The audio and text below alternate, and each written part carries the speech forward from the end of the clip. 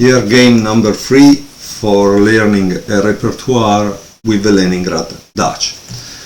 Now, I don't tell you the names of the players, but I will do it because I don't want you to get distracted about the big names. It doesn't matter. What it matters is that we learn the ideas behind the moves in the opening. If I tell you the name and you get distracted by that, you don't learn anything, right? So this game was played in 1991. And also that could be a distraction because you say, haha, they didn't have computers in 1991, they blah blah blah. But in reality, you're going to play against human players that have the same faulty memory as yours. Especially if you are not a grandmaster playing at top level, and I'm sure that they wouldn't watch my YouTube videos. So d4, f5, g3, knight f6, bishop g2, g6, and this is the Leningrad Dutch that we are trying to learn, right? Knight f3, bishop g7, castle, castle. As we can see, these are kind of natural moves, nothing really difficult to figure it out. b3 and d6. You are just playing a system with black, right? f5, g6, bishop g7, castle, d6. That's it. It's very easy to remember. You don't have to do who knows what. And now we see bishop b2. What to do against bishop b2? Once more, we see in the game that move that black played before to chip away the possibility that white played some moves. He wanted to play bishop g2, great, so he doesn't control this diagonal anymore, we got to get it, right? h6, so it cannot go here. That's great for us. As you can see, every move creates an imbalance in the position.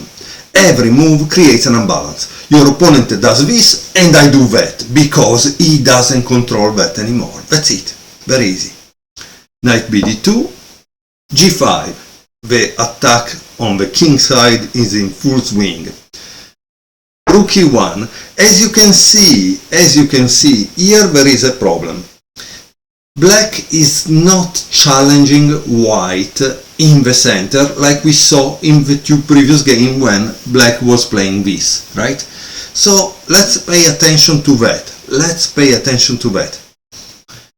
Knight c6, e4. So we have let white to attack the center.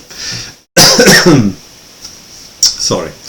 In reality, white could have also played this, that is kind of interesting. But in that case, probably we would have taken a control of the center with e5. I don't know. Honestly, you need, guys, to use a computer if you want to know what would happen. I'm just reasoning, okay? e4, f takes e4, knight takes e4, knight takes e4, and rook takes e4. And now it's your turn again. This is the opening. What would you do? Obviously, in the opening, you need to move the pieces, but not to continue to move the same piece. You need to develop all your pieces. In this position, which piece you still didn't touch, and we are at move 12. You didn't touch this bishop. And the goal of the opening is also to finish the development by connecting the rooks. So, like I said in another video, you develop a piece while attacking something, and that's the best kind of move. Rook e3, queen d7, targeting the weak square that has been created by g3. So white is also doing that. Very interesting, right? But white says, okay, it doesn't matter, you attack there, but I get the center. Well, not so sure about it.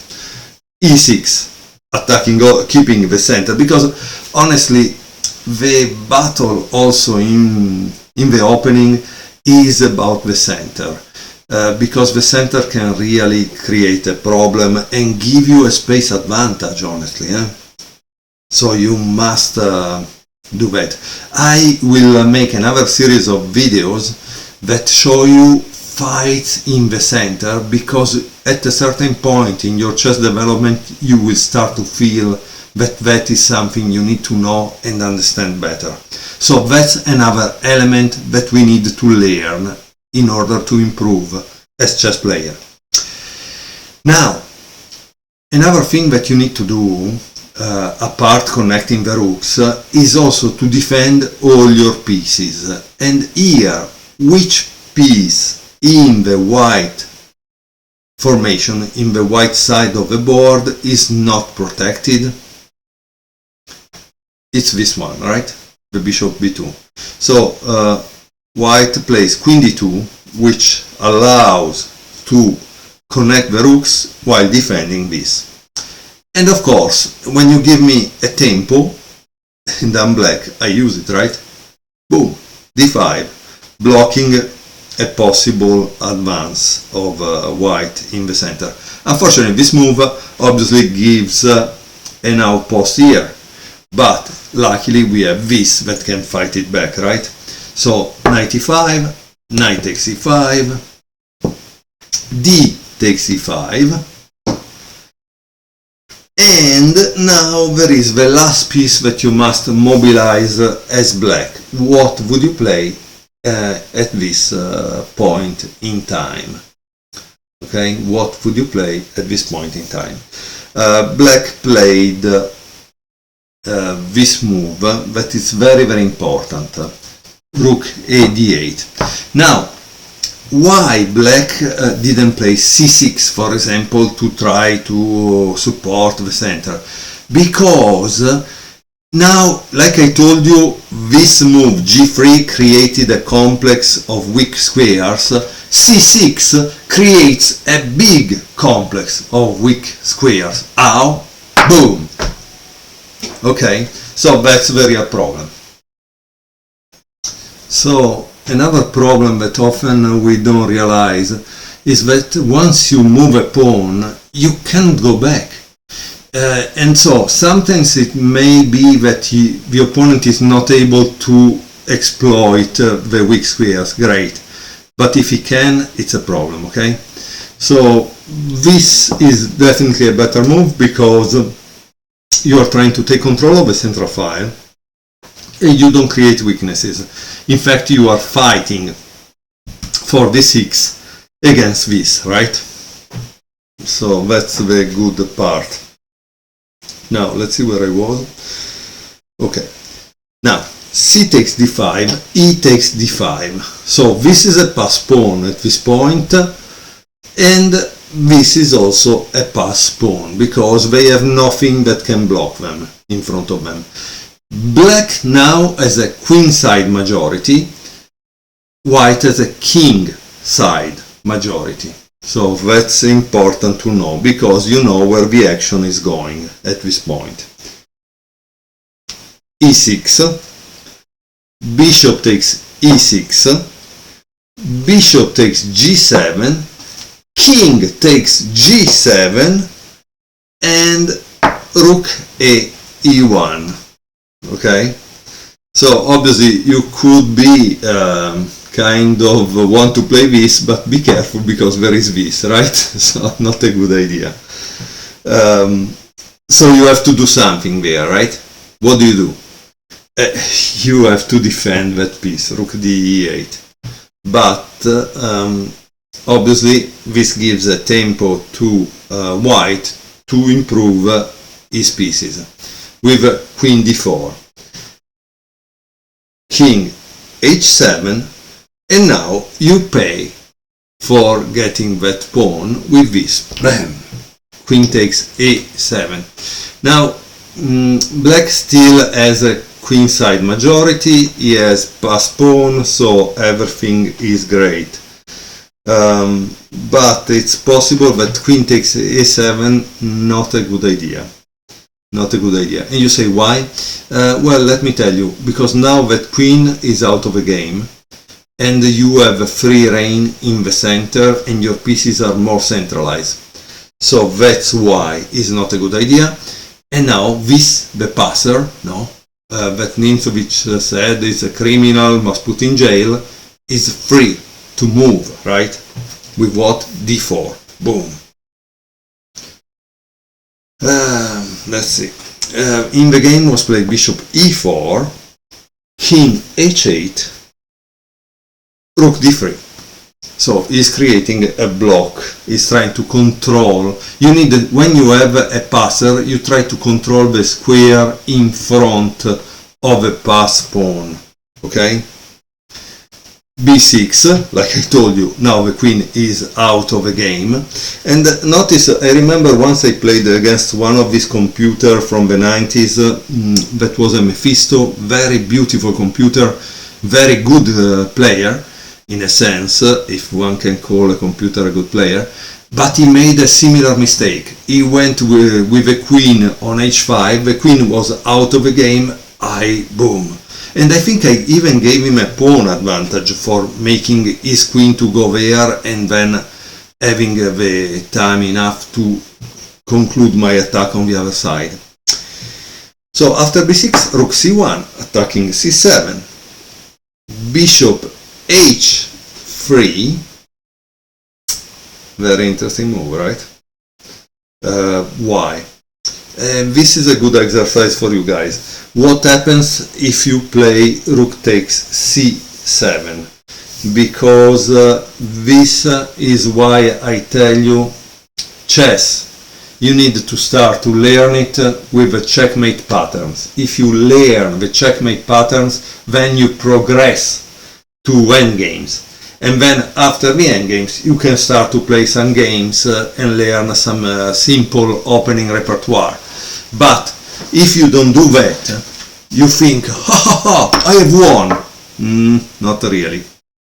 Boom, boom. Game over, right?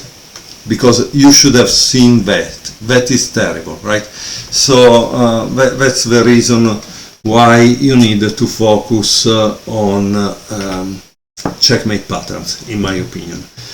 Because the checkmate patterns are very, very important, and so it helps your mind to see these things immediately, especially if you like to play blitz, right? I think that's kind of important. Okay, so rook c1, bishop h3, setting up the trap. What did white play at this point? Obviously white is not stupid, is a grandmaster level 2, he knows of this checkmate pattern, he played something which would avoid it, queen b7. But at this point, yes, you need to defend because this is protected, right? So rook e7. And now white returns back because there is nothing else he can do there. Rook cd1. At this point you understand the concept of the two weaknesses. There was a weakness, it was eliminated. What can white do? Nothing, right? Because he didn't play for two weaknesses. Generally you create a weakness on one side, stabilize it, so all the pieces must stay there to defend it, and then you attack on the other side where you create another weakness. In this case, I think black is doing that, queen e6. But of course, white needs to defend and disengage that from the defense of that. But unfortunately it's not possible because, oops, g4, right? So white says, well, you know what, the thing is, when there is an attack, you generally try to exchange the pieces because the attack becomes weaker. And that's true. But the problem here is that when we are entering an endgame, that could be favorable for black, right? So let's see what happens here because I'm kind of curious. Tack, tack, and black enter the second rank. That is very, very important. Second rank, or for white the 7th rank, right? Obviously you cannot play this move because if he plays this the game is over, so he plays this to try to take control of g2, and as you can see black has left this because there are 10 points on one. It's like $10 against $1, and he tried to activate his other pieces. What is the other piece that is not doing nothing for more than 30 moves? The rook on f8. So he plays rook f6. Very great move. Bishop d5. And again, at this point it's justified to move a pawn because you want to continue to harass that bishop. c6. Bishop c1. Terrible place, right? Sorry, bishop h1. Terrible place. Now, what does black play? Black, again, understand one thing, that chess is a game about checkmate, right? And so he plays for a checkmate, because if he goes here, it's terrible for our friend white, right? Rook takes d4, rook e1, rook takes e1, rook takes e1. Oh, whoa, don't go there. King f2 and rook takes h1. Rook d6, rook takes h2, king e3. Now, what do you think black did? Because this is the importance of learning the endgame. Now you have a pawn that is here, 1, 2, 3 squares from promotion. You control at least one square. Well, you don't got to take this and that and blah blah blah. No, you got to take this, right? Boom, rook g2, beautiful move. Rook takes h6,